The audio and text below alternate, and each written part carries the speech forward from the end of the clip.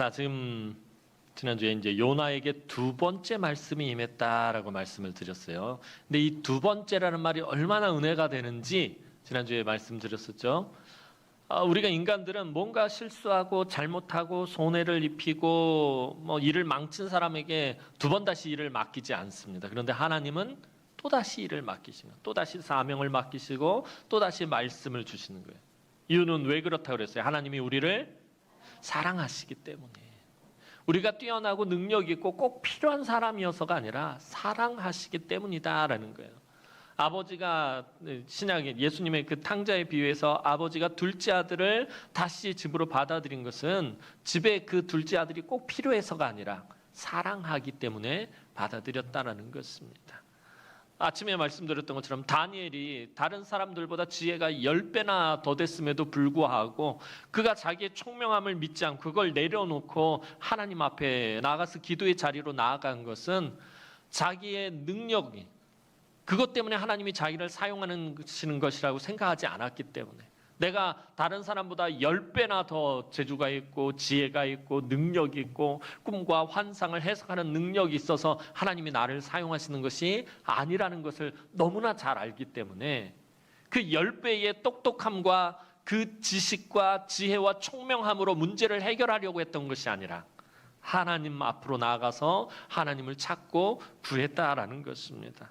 오늘 요나를 하나님이 부르시고 다시 두 번째 말씀을 주셨다는 것이 저와 여러분들에게는 너무 소망이 되고 너무 은혜가 되는 귀한 말씀이다라는 거예요. 저와 여러분들이 참 부족하고 연약해도 하나님 그래도 또 부르시고 내가 실수해도 하나님 다시 부르시고 내가 실패해도 하나님 다시 말씀을 주시고 내가 넘어지고 실족하고 낙심해도 하나님 다시 나를 세워주신다라는 거예요. 얼마나 은혜가 되느냐라는 거예요. 이 요나 같은 저와 여러분들을 하나님은 계속해서 다시 부르시고 다시 사명을 주시고 다시 위로해 주시고 다시 세우시고 다시 섬기고 헌신하고 일하고 예배하게 하신다라는 것입니다. 자, 이제 니느웨 사람들을 향해 요나에게 명령하신 말씀을 선포하라는 하나님의 두 번째 말씀이 요나에게 임합니다. 자, 그러자 이번에는 요나가 하나님의 말씀에 순종해서 니느웨로 걸어갔습니다. 그런데 이 니느웨 성이 얼마나 큰 성인지 지난주에 살펴본 것처럼 사흘을 돌아다녀야 할 만큼 아주 큰 성읍이었습니다. 요나는 이제 하나님이 그토록 크고 귀하게 여기는 니느웨에서 하나님의 말씀을 선포하게 됩니다. 자, 오늘 본문 4절 말씀 한번 읽어보도록 하겠습니다. 오늘 본문 4절 말씀입니다. 시작.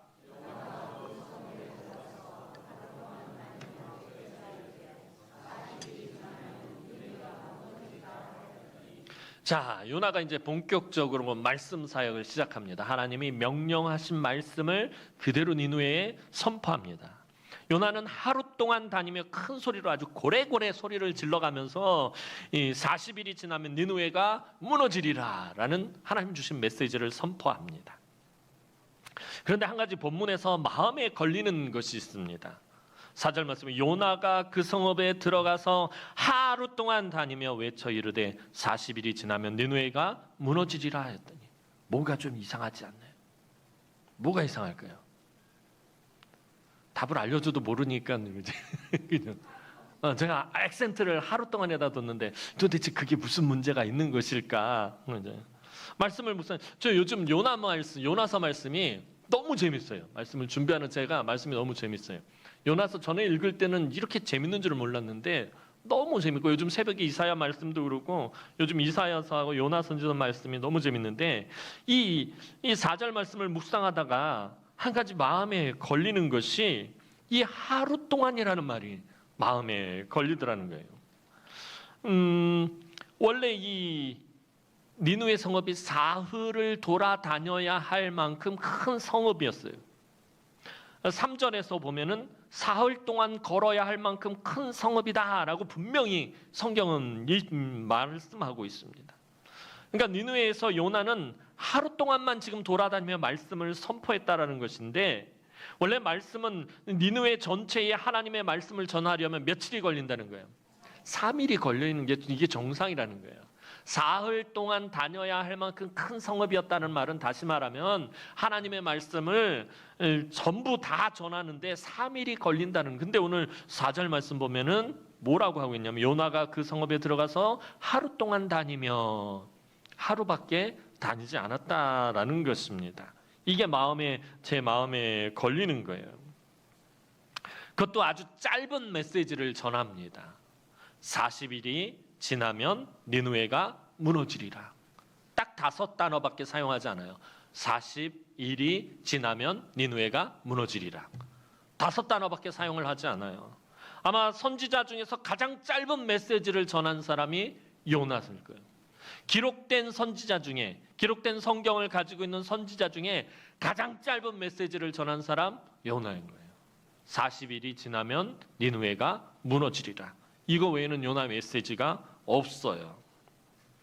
요나는 하나님의 부르심을 받은 선지자입니다. 분명히 요나는 하나님께 부르심을 받고 쓰임받고 사용된 위대한 선지자 중에 하나입니다.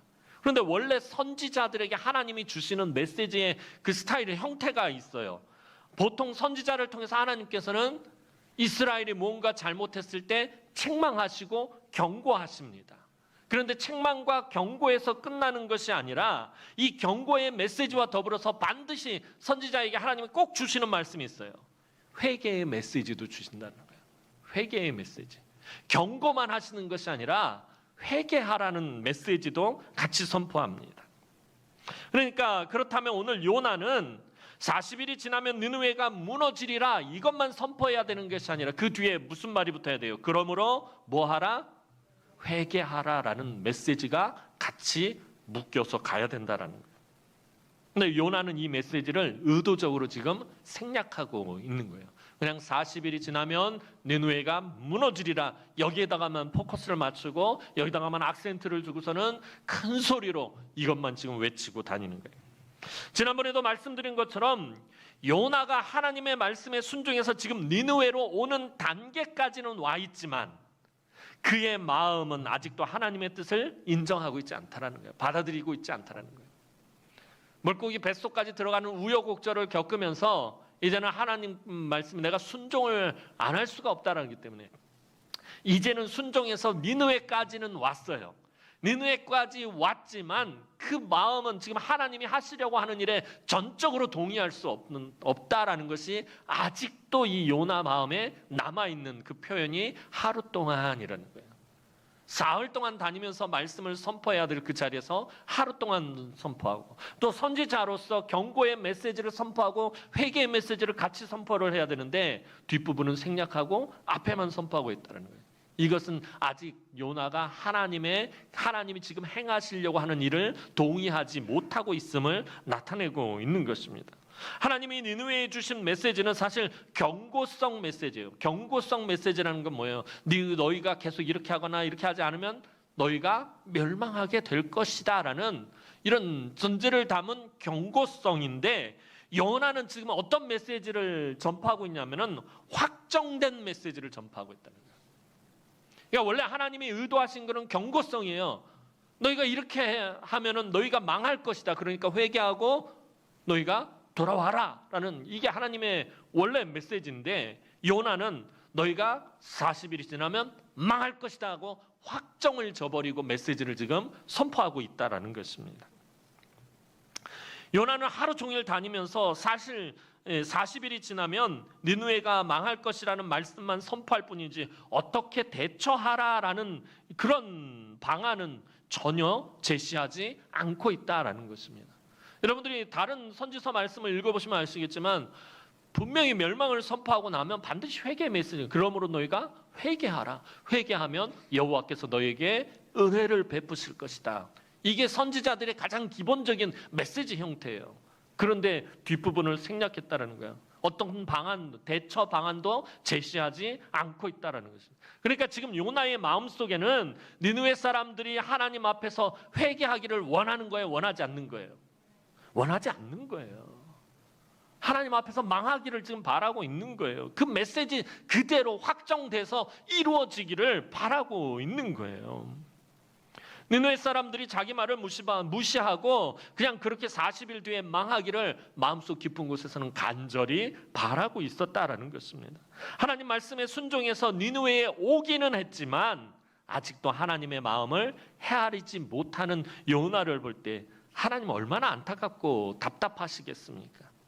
니느웨 사람보다 오히려 요나가 더 답답해 보이기까지 합니다. 그런데 사실 이 요나의 모습은 오늘 저와 여러분들의 모습이다라는 거예요. 하나님의 말씀에 순종해서, 그래서 내가 직분을 맡아서 감당하기는 하는데 교사를 하고 또 성가대를 하고 또 뭐 남녀 전도회 임원을 하고 또 찬양단도 하고 뭐 여러 가지를 내가 순종해서 하기는 하는데 그 마음에 그것을 내가 전적으로 동의하면서 하지는 않을 때가 많다라는 것입니다. 내가 올해까지만 하고 하지 말아야지. 교사를 하다 보니까 와 너무 힘들다 진짜. 더 이상 감당을 못하겠다는 거예요. 순종해서 여기까지는 왔는데 내 마음이 기쁨과 감사로 하나님이 행하시고자 하는 일, 하나님이 나를 사용하시고자 하는 일을 동의할 수가 없다는 거예요. 이게 요나의 모습인데 오늘 저와 여러분들의 모습일 때도 있다는 거예요. 요나는 이렇게 정말 니느웨가 망하기를 간절히 바라며 니느웨의 멸망을 선포하고 다니는 거예요. 지금 어떻게 요나 입장에서 보면 신난 거예요. 원래 니느웨가 이 아수르라는 나라가 얼마나 잔인하고 이 이스라엘 북쪽 이스라엘이 얼마나 못된 짓을 많이 했는지 몰라요. 원수 같은 나라란 말이에요. 이 나라 망해버렸으면 좋겠는데, 그러니까 40이 지나면 무너지리라. 얼마나 이 요나에게는 속 시원한 메시지입니까? 그냥 막 있는 대로 고래고래 소리를 지르면서 그러고 다니는 거예요.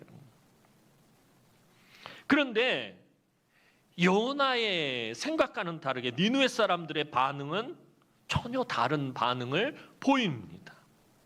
요나가 볼 때 너무나도 당황스럽게 니느웨 사람들은 요나가 전한 그 짧은 5마디의 메시지를 듣고는 하나님을 믿고 금식을 선포해버린 것이었어요. 5절 말씀 보도록 하겠습니다. 요나의 의도와는 전혀 다른 니느웨 백성들의 반응입니다. 5절 말씀 보겠습니다. 시작.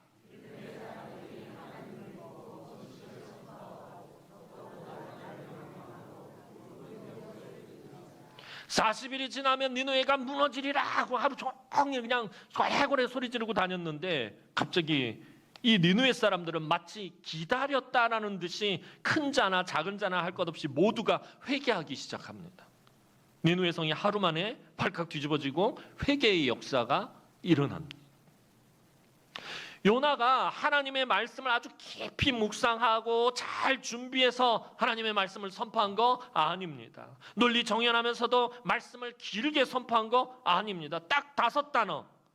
40일이 지나면 니느웨가 무너지리라. 솔직하게 정말 성의 없는 메시지인 거예요. 이게. 하나님이 니느웨에 어떤 마음을 가지고 있는지 전혀 헤아리지도 않고 그것을 가지고 깊이 묵상한 것도 아니고 그냥 자기의 마음 가는 대로 40일이 지나면 니느웨가 망하리라. 너무 성의 없는 짧은 5마디의 메시지가 전부였습니다. 그렇다면 니느웨 성이 회개한 것은 요나 때문이 아니라는 거죠. 이 사람들이 갑자기 이 금식을 선포하고 베옷을 입은 것은 요나 때문이 아니다라는 거예요. 요나의 영성이 대단하고 그의 설교가 능력이 있고 그가 지혜와 지식이 대단해서 그런 것이 아니라는 것입니다. 요나가 정말 성의 없이 던진 이 짧은 메시지가 니느웨를 변화시켰다면 그건 누가 하신 일이에요? 하나님이 하신 일이라는 거예요. 요나가 한 게 아니에요. 이제 요나가 전한 그 짧은 메시지에 니느웨가 그냥 발칵 뒤집어 버립니다. 아무도 상상조차 하지 못했을 것이에요. 말씀을 전한 요나도 전혀 예상하지 못한 일이에요. 요나가 예상했던 것과는 정반대의 일이 지금 발생하고 있는 거예요. 요나는 니느웨를 회개시켜야겠다는 마음으로 메시지를 전달하지 않았어요. 오히려 니느웨가 망했으면 좋겠다는 마음이 더 컸습니다. 그래서 요나는 회개와 구원은 선포하지 않고 멸망의 가능성만 있는 대로 확정을 짓고서는 큰 목소리로 외쳤던 것입니다. 그런데 기상천외한 일이 이 니느웨에서 벌어진 것입니다. 모두가 금식을 선포하고 굵은 베옷을 입고 회개하기 시작을 했다는 거예요. 사실 당시의 니느웨 사람들은요, 위기를 만났을 때 굵은 베옷을 입지 않아요. 금식을 하거나 굵은 베옷을 입지 않았습니다. 고대 문헌을 살펴보면, 역사학자들이 살펴봤더니 고대 아수르는 어떤 문제가 생기거나 국가적인 큰 위기가 찾아오면은 어떤 재물을 잡고 하늘의 해와 달과 별에게 제사를 지내고, 심지어는 이 사람을 제물로 바치기까지 하는 이런 짓들을 했었는데, 근데 오늘 본문을 보면은 금식을 선포하고 굵은 베옷을 입었더니, 여러분, 위기가 찾아왔을 때 굵은 베옷을 입고 금식을 선언하는 거, 이거 누가 하는 일이죠? 이스라엘 백성들이 하는 일이에요. 이방인 아수르가 하는 일이 아니라 이거는 이스라엘 사람들의 풍습입니다. 이스라엘 백성들은 고난을 당하거나 큰 위기가 찾아오면 자기를 하나님 앞에서 낮추고 겸손히 슬픔과 애통함을 나타내기 위한 표현으로 자기 옷을 찢고 머리에 재를 뿌리고 금식하고 굵은 베옷을 입었습니다. 하나님의 자비와 긍휼을 얻기 위한 아주 겸손한 몸짓이 바로 이 금식과 굵은 배를 입는 것이었습니다. 그런데 지금 니느웨 사람들이 하나님의 백성들이 하나님 앞에서 행하는 거룩한 풍습을 따라하고 있는 것입니다. 아마도 요나가 니느웨에 처음 들어왔을 때 그의 복장과 또 그의 모습과 언어를 보고 니느웨 사람들은 요나가 아수르 사람이 아니라는 것을 분명히 알았을 것입니다. 물론 요나는 당시의 공용어인 아람어로 메시지를 선포했을 것입니다. 하지만 니느웨 사람들은 요나가 이스라엘 사람이라는 것을 알고 그의 메시지를 듣고는 회개할 때는 이스라엘 사람들의 풍습을 따라서 행하고 있는 것입니다. 이게 정말 놀랄 일이다라는 거예요. 우리는 그냥 말씀을 보면서 요나가 메시지를 선포했더니 이 니느웨 사람들이 그냥 그렇게 금식을 선언하고 굵은 베옷을 입고 회개했나 보다라고 생각하겠지만, 이거 정말 기가 막힐 일이다라는 것입니다. 이렇게 니느웨의 놀라운 역사가 일어나는 것은 앞서서 말씀드렸던 것처럼 요나의 능력이 아니라 바로 하나님의 말씀이 역사를 일으켰기 때문입니다. 니느웨에 하나님의 말씀이 임하는 과정에서 하나님이 사실은 이미 일하고 계셨다는 거예요. 하나님이 요나가 니느웨에 오기 전에 이미 이 니느웨 성에 개입하셔서 하나님이 먼저 일하고 계셨다라는 것밖에는 이 일을 설명할 수가 없습니다. 예전에 서울에서 교구 사역을 할 때 갑자기 신방을 가게 되었습니다. 제가 섬기던 그 교구 권사님 한 분이 전화를 해서 아주 급하게 신방을 지금 당장 빨리 와달라는 거예요. 자기가 참 다 죽게 생겼다고 좀 빨리 지금 바로 달려와 달라고 전화가 왔습니다. 그래서 교구 전도사님하고 막 정신없이 시간이 없어서 그냥 짧게 기도하고 성경 말씀을 묵상할 시간도, 보통 신방 가기 전에 전날 그 가정을 놓고 한참 기도하다가 하나님 주신 말씀을 들고 가는데 갑자기 지금 당장 오라니까 무슨 저희가 있어요. 그냥 짧게 기도하고 말씀을 묵상할 시간이 없어서 그냥 속된 표현으로 뭘 했냐면은 펼쳐져라 은혜의 말씀 쫙. 뭔지 아시겠죠?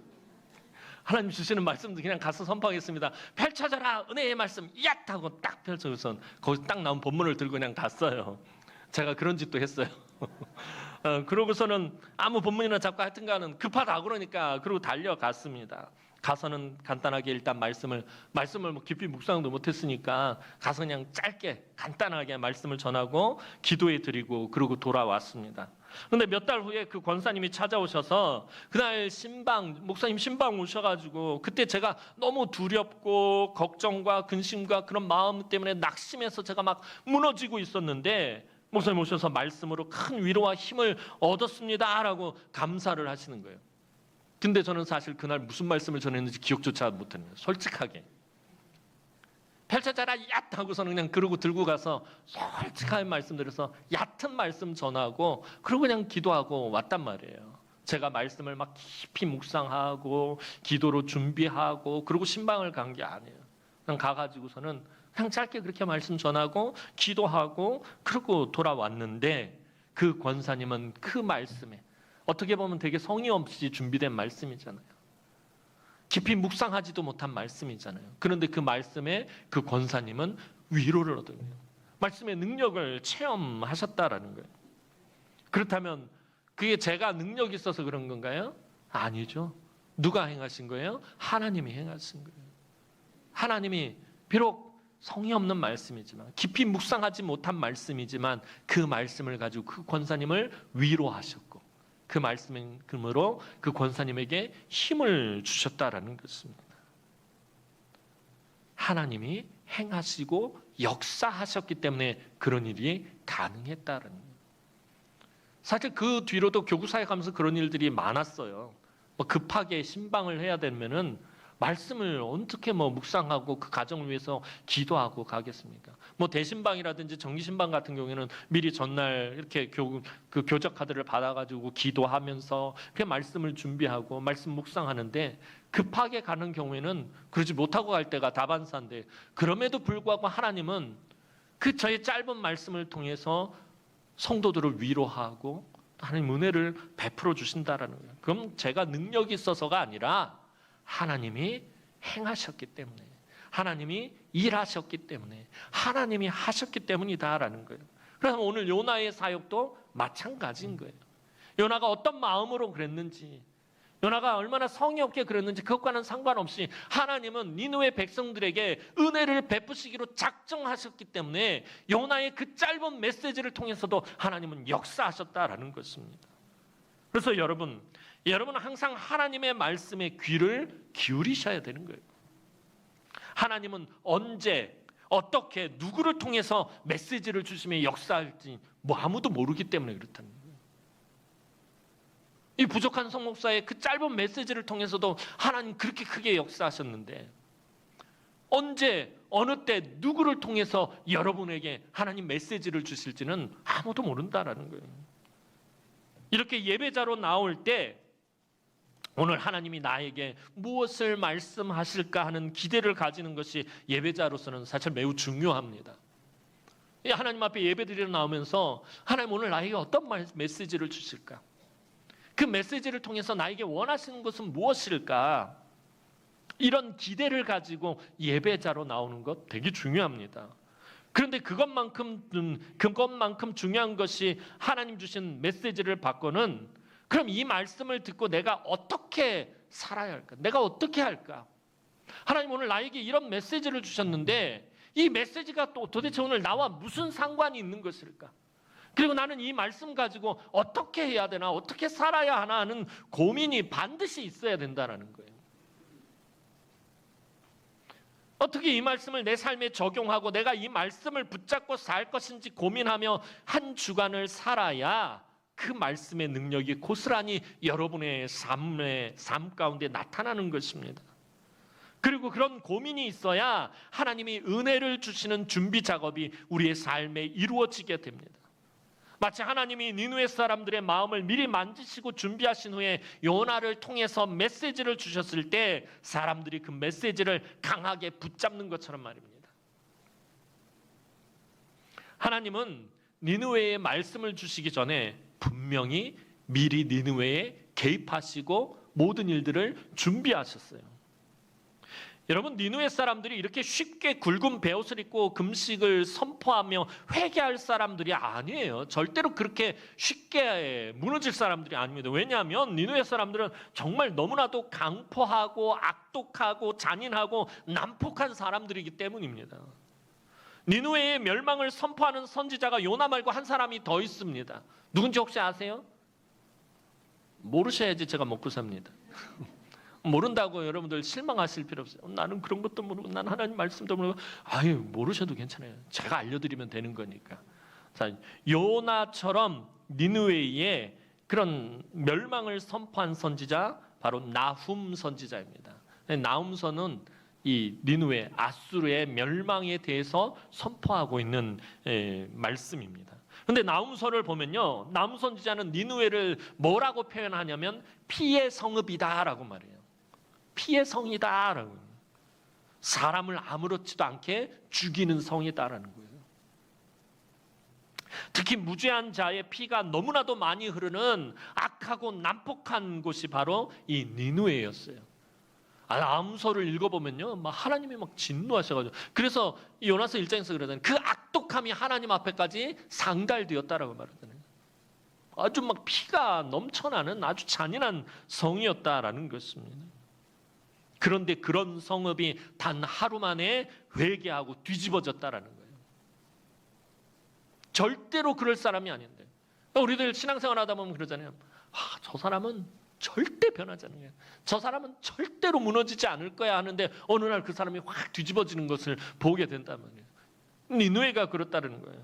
여러분, 그 니느웨가 그 짧은 5마디의 메시지를 듣고서는 금식을 선언하고 굵은 베옷을 입고 회개를 했다라는 건요, 이게 더 큰 기적인 거예요. 요나서 말씀 중에서 가장 큰 기적은 요나가 물고기 뱃속에서 있다가 살아서 걸어 나온 것이 그게 아니라, 이 느느웨가 그 짧은 성의 없는 메시지를 듣고서는 금식을 선언하고 굵은 배를 입고 회개했다라는 게 더 큰 기적이다라는 것입니다. 이게 더 불가능한 일인 거예요. 아수르라는 나라를 살펴보면요, 절대로 이렇게 쉽게 회개할 그런 족속들이 아니에요. 그런데 그 짧은 성의 없는 그 말씀을 듣고서는 그냥 뒤집어 버렸는 거예요. 회개의 역사가 막 나타나는 거예요. 그렇다면 이건 또 역시 니느웨 사람들이 한 게 아니라 하나님이 니느웨 사람들의 마음을 만지신 거예요. 하나님이 행하신 것이에요.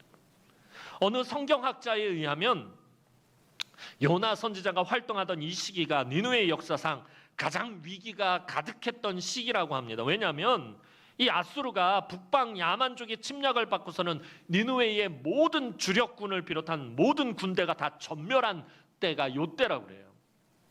어느 날 갑자기 아수르 위쪽에 있는 저 북쪽에 있는 야만 민족이 갑자기 쳐들어내는 거예요. 약탈을 하려고 내려왔는데, 아수르는 여러분들이 잘 아시는 것처럼 그 당시 세계 최강한, 가장 강한 군사력을 보유한 나라였어요. 전쟁에 패한 적이 없는 나라인데 주력군 모든 군대가 다 전멸을 당해버렸다는 거예요. 그날. 지금 니느웨에는 니느웨 성을 지킬 군대가 없는 상태인 거예요. 그러니까 지금 이 요나가 마음껏 들어가가지고 니느웨에서 막 소리치면서 이 40일이 지나면 이 성이 무너질 거라고 이렇게 할 수 있었던 게, 그걸 제지할 군대조차도 없는 상태였다라는 거예요. 그래서 니느웨 성 사람들이 서로 말하기를, 이제 우리를 지켜줄 군대도 없고 이 아수르라는 나라가 이제 완전히 망하게 됐다. 앞으로 우리 나라가 망하는데, 우리 아수르가 망하는데 40일도 걸리지 않을 것이라는 그런 푸념을 늘 늘어놓고 있었다라고 어떤 성경학자가 그렇게 말하고 있더라고요. 고대 문헌을 살펴보면은 이때의 니느웨 성 사람들이 우리는 이제 망하게 됐다. 우리를 지켜줄 군대도 없고 40일 안에 우리는 분명히 망할 거야라는 이런 말들이 공공연하게 니느웨 성에 막 돌고 있었다고 그래요. 그런데 이때 갑자기 이스라엘 사람 요나가 나타나서 40일이 지나면 니느웨가 무너지리라 큰 소리로 외치고 다녔던 것이에요. 이때 그 악독한 니느웨 사람들의 가슴이 철렁 내려앉으면서 마음이 무너져 버린 것이라고 그렇게 말합니다. 사람들의 반응은, 이 니느웨 성 사람들의 반응이 정말 놀라울 정도였어요. 니느웨 사람들이 하나님을 믿고 금식하고 굵은 베옷을 입었다라고 오늘 성경 말해요. 하나님을 믿고라는 구절을 보면 이거 아주 쇼킹한 거예요. 여기서 하나님을 믿었다라는 것은 요나가 전해준 무엇을 그대로 믿었다라는 거예요? 말씀을 그대로 믿었다라는 거예요. 니느웨가 정말 망한다라는 하나님의 말씀을 그대로 믿고는 그 말씀을 주신 하나님 앞에서 회개에 돌입한 것이었습니다. 이처럼 하나님이 움직이실 때는 반드시 사전 준비 작업이 있다라는 거예요. 하나님이 일하실 때는 반드시 사인을 보여주십니다. 하나님은 니느웨에 미리 어떤 사전 작업을 준비해 두셨던 거예요.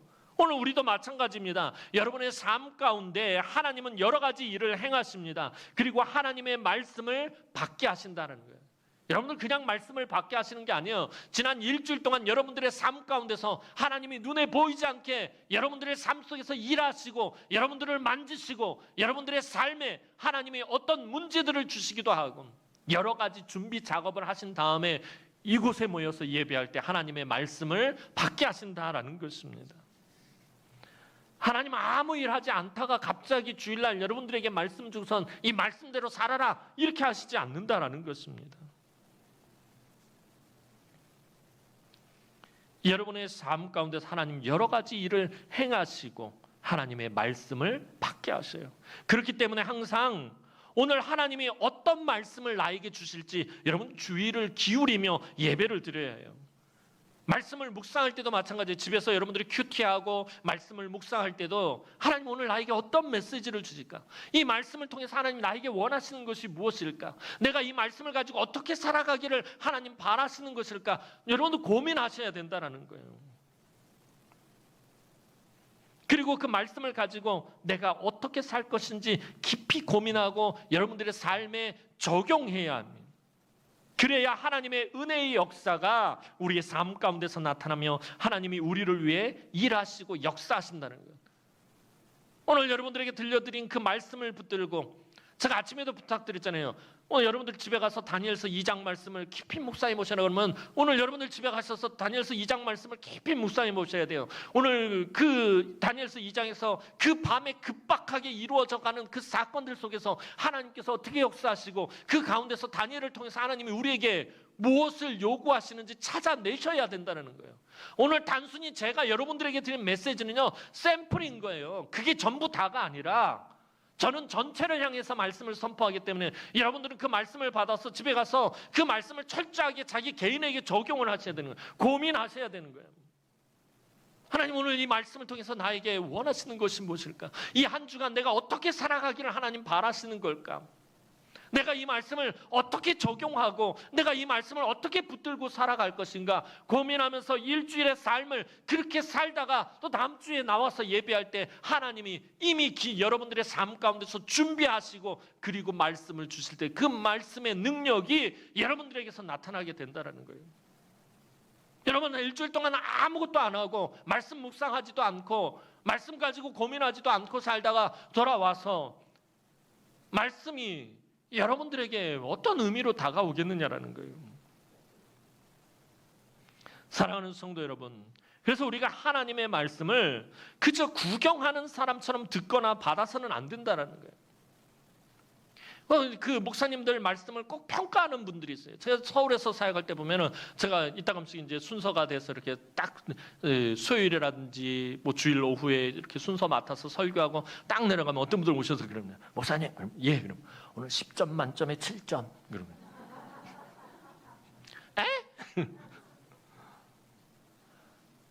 말씀을 하나님의 메시지로 받지 않고 목사의 말씀 설교를 평가하고 있는 거예요. 그러면 그 가운데서 무슨 말씀의 능력이 무슨 말씀의 은혜가 있겠느냐라는 거예요. 옥에 티를 찾아라라는 거예요. 오늘 목사님에서 야곱인데 이삭이라고 말했어요. 꼭 말씀을 드려야 돼요. 가다가 꼭 들려요. 목사님 오늘 야곱인데 이삭이라고 말했어요. 남들은 다 야곱으로 알아들었는데 혼자만 그거 가지고선 신이 난 거예요.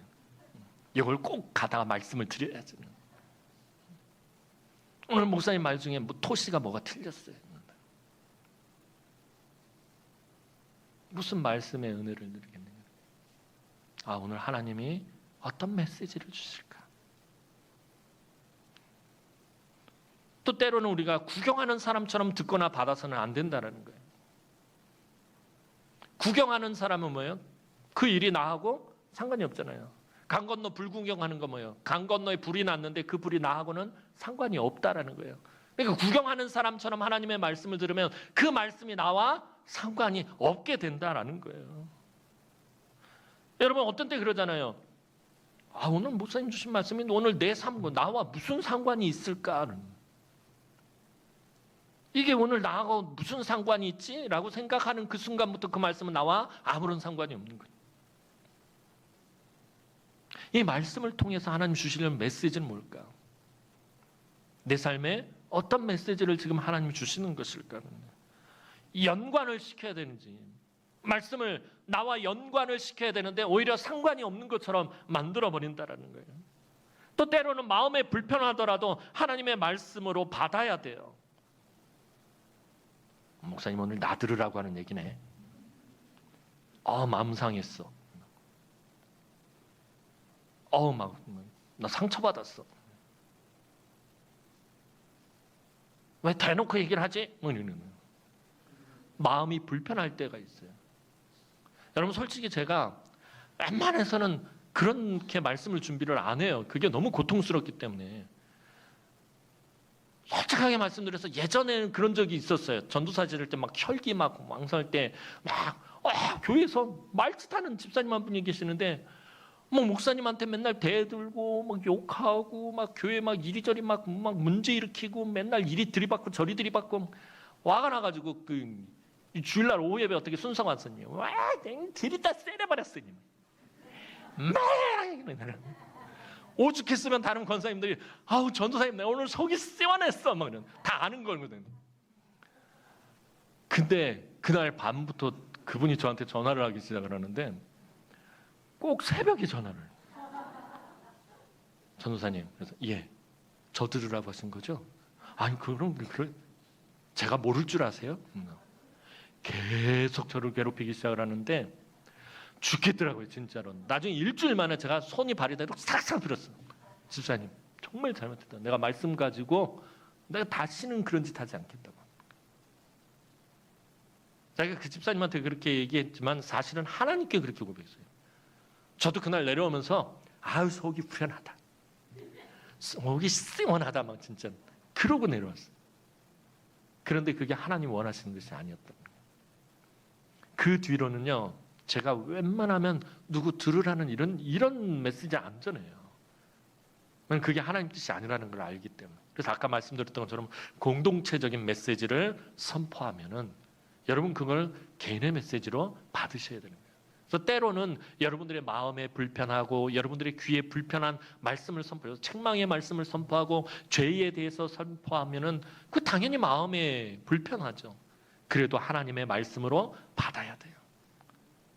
하나님이 오늘 이 말씀을, 이 책망의 말씀을 통해서 이 죄에 대한 말씀을 통해서 오늘 나에게 어떤 메시지를 주시는 거예요? 여러분 그 말씀 들고 고민하셔야 되는 거예요. 그렇지 않으면 하나님의 말씀과 내가 전혀 상관이 없는 삶을 살게 되는 거예요.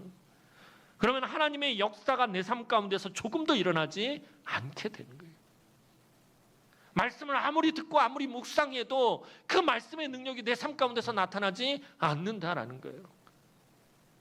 집에서 때로는 CBS, CTS를 통해서 기라성 같은 목사님들의 말씀을 들으면서 은혜를 받는데 은혜를 받고서만 끝내면은 그 말씀의 능력이 내 삶에 나타나지 않는 거예요. 그냥 은혜는 거기서 멈춰버리는 거예요. 그 말씀 속에서 하나님 주시는 메시지를 캐어내셔야 돼요. 늘 하나님이 나에게 무슨 메시지를 주시는지 귀 기울여서 들으셔야 합니다. 비록 요나는 그 마음이 하나님의 마음을 헤아리지 못했지만 그래도 하나님의 말씀을 전할 때 그 말씀의 능력이 나타났어요. 이런 것을 본다면 누가 전하느냐가 중요한 것이 아니라 전하는 자가 어떤 마음이냐가 중요한 것이 아니라 그 말씀을 받는 사람이 하나님의 말씀으로 받고 그 말씀에 반응하면 하나님이 역사하신다는 거예요. 저는 서울에서 사역할 때 교구에서 이렇게 급한 일이 생겼어요. 그래서 교구 전도사님하고 막 달려갔어요. 그랬더니 그 노 권사님이 저한테 딱 그러는 거예요. 부목사 말고 원목사님 오시라고 그래요. 어디 부목사님이 와서 나한테 말씀 원목사님 오시라고 그러는 거예요. 나 그때 처음 들었어요. 이 원목사라는 말. 담임 목사님 오라는 거예요. 누가 와서 말씀을 전하느냐가 중요한 게 아니죠. 그렇죠? 전하는 자가 어떤 마음으로 전했느냐가 중요한 것이 아니라 그 말씀을 받는 사람이 하나님의 말씀으로 받고 그 말씀에 반응하면 부목사가 전하든지 담임 목사가 전하든지 아니면 전도사가 와서 전하든지 그걸 하나님의 말씀으로 받고 반응하면 하나님은 역사하신다는 거예요. 우리 교회도 원목 싸우라고 그래 그러지 마세요. 하나님은 요나처럼 부족하고 연약한 저를 통해서도 또 우리 목사님과 전도사님들을 통해서도 말씀하셔요. 때로는요, 여러분들 옆에 있는 장로님이나 권사님을 통해서도 하나님 말씀하셔요. 또 주일날 장로님들 예배 시간에 기도하실 때 그 기도의 메시지를 통해서 하나님 우리에게 메시지를 주시기도 하셔요. 언제 어느 때 누구를 통해서 하나님 메시지를 주실지 아무도 모르는 거예요. 이렇게 부족하고 연약한 목사를 통해서도 메시지를 주시기도 하고, 우리 장로님들을 통해서, 우리 장로님들이 지나가면서 우리 권사님, 권사님 지난주에 많이 편찮으셨어요. 제가 기도하고 있어요. 힘내세요. 그 말씀에, 그 위로의 말에 하나님의 음성을 듣기도 한다라는 것이에요.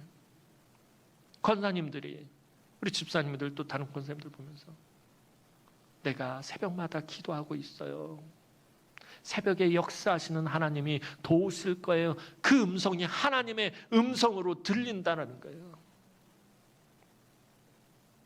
그러므로 우리가 항상 말을 조심해야 돼요. 그래서 예수 믿는 사람들은요, 믿음이 없어서 망하지 않아요. 뭘로 망하냐면 말 때문에 망해요. 말 때문에. 다음 주 주일 설교를 스포를 좀 하자면은, 아침에 말씀드렸지만 우리가 왜 하나님과 소통하지 못해요? 왜 기도의 자리까지는 나아가요? 저와 여러분들이 기도의 자리까지 나와서 하나님을 찾고 구하기까지는 해요. 그런데 왜 우리의 삶에 하나님과 소통이 없느냐라는 거예요. 말 때문에 그러는 거예요. 말 때문에. 기도 열심히 잘해놓고 나가면서 말 한마디 툭 뱉은 것이 모든 은혜를 다 깨버리는 거예요. 말을 조심하셔야 돼요. 더 이상 얘기하면 다음 주에 내가 할 얘기가 없으니까. 그리고 아침에 말씀드린 것처럼 우리가 서로를 통해서 하나님과 소통하며 은혜의 통로가 되고 하나님의 역사하는 도구가 되어야 된다는 거예요. 그러려면 여러분들이 늘 말씀을 깊이 묵상하고 그 말씀을 붙들고 있어야 되는 거예요. 내가 말씀의 은혜를 체험하고 내가 말씀의 능력을 체험해야 나를 통해서 그 말씀의 은혜가 옆 사람에게 흘러가기 때문에 우리 주변으로 흘러가는 거예요. 늘 말씀드리지만 여러분, 우리는 나 혼자 복 받자고 예수 믿는 사람들 아니라는 거예요. 옛말에 그런 말이잖아요. 배워서 남주나 그러는데, 여러분, 복 받아서 남주나? 아니요, 예수 믿는 사람들은 복 받아서 남줘야 돼요. 자기만 가지고 있으면 안 돼요. 다른 사람한테 들려 보내야 돼요. 그래야지 나에게 새로운 은혜와 새로운 복이 임하고 하나님이 나를 통해서 새 일을 행하시는 거예요. 하나님 주신 그것만 나 혼자 누리겠다고 나 혼자 붙잡고 있으면요, 하나님 더 이상 나를 통해서 역사하시지 않는다는 거예요.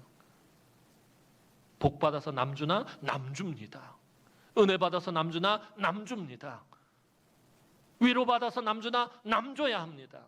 그래야 나에게 새로운 은혜, 새로운 능력, 새로운 축복이 주어지는 것입니다. 늘 그러한 도구로 쓰임받는 우리 남흥의 성도들이 되었으면 정말 좋겠어요.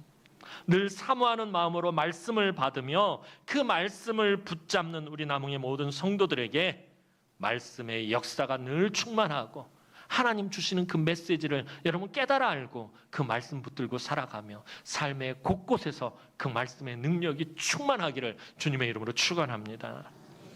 기도드리겠습니다. 사랑과 은혜가 많으신 아버지 하나님, 은혜와 사랑을 진심으로 감사를 드립니다. 하나님의 말씀에 늘 귀를 기울이고 언제 어느 때 누구를 통해서 우리에게 말씀을 주시든지 하나님의 메시지를 찾아내고 그 말씀대로 살려고 몸부림치고 그 말씀이 나에게 원하시는 것이 무엇인지 늘 고민하고 그 말씀 붙들고 살아가면서 또한 하나님의 말씀의 은혜를 충만하게 누리고 말씀의 능력이 늘 우리 삶 가운데서 넘치는 그런 복된 인생들이 되어질 수 있도록 하나님 우리 남흥의 모든 권속들을 축복하여 주옵소서. 감사를 드렸고 예수님의 이름으로 기도하옵나이다. 아멘.